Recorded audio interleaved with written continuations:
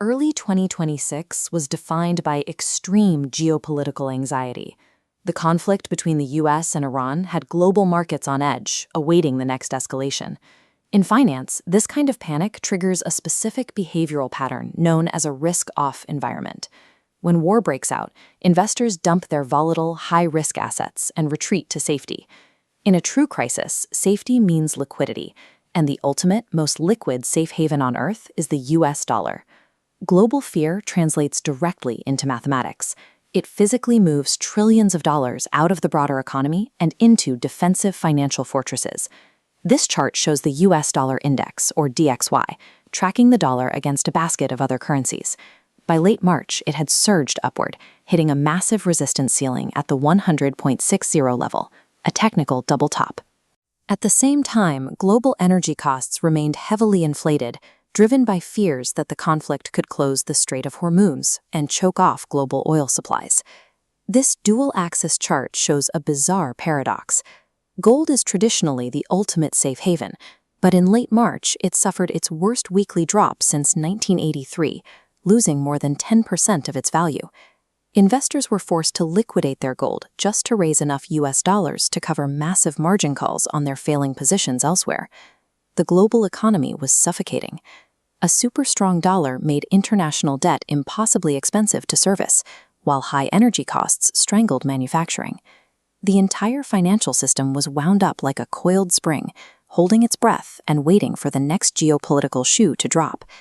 Then, on April 1st, President Trump made an unexpected announcement at the White House. U.S. forces would be leaving Iran within 2 to 3 weeks. He stated that a deal wasn't even necessary to end the war, and that the crucial Strait of Hormuz choke point would open automatically upon the U.S. exit. This triggered an immediate risk-on pivot. When the threat of escalation vanishes, capital realizes it no longer needs to hide. It pours back out of defensive fortresses and aggressively seeks growth. A single speech instantly rewrote the mathematical risk calculus of the entire global financial system. This dashboard shows the deflation of fear in real time. West Texas Intermediate crude oil plummeted 4.4%, down to $94 a barrel, as the projected supply shock evaporated. The US dollar completely lost its fear premium. The dollar index cracked and dropped sharply back below the critical 100 threshold. Trillions of dollars flooded back into equities. The Nasdaq surged nearly 3.5%, and the S&P 500 gained 3% in a massive relief rally. This sudden appetite for risk extended to the farthest, most speculative edges of the market, pushing Bitcoin up near $69,000. And with the US dollar weakening and the desperate scramble for liquidity ending, gold rebounded aggressively, pushing past $4,700 an ounce. This violent, synchronized reallocation of global wealth occurred almost overnight, bypassing the typical stages of a gradual recovery. The chronological irony of this rally is that the U.S. troops had not actually left yet. On April 1st, the war had not officially ended. Financial markets are forward-looking mechanisms. They do not wait for the ink to dry on a treaty. Capital prices in the mathematical probability of tomorrow.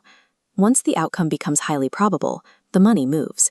You can interpret chaotic geopolitical headlines by watching where the money flows, rather than reacting to what politicians say. Financial charts during a global crisis serve as a high-frequency map of our collective psychology.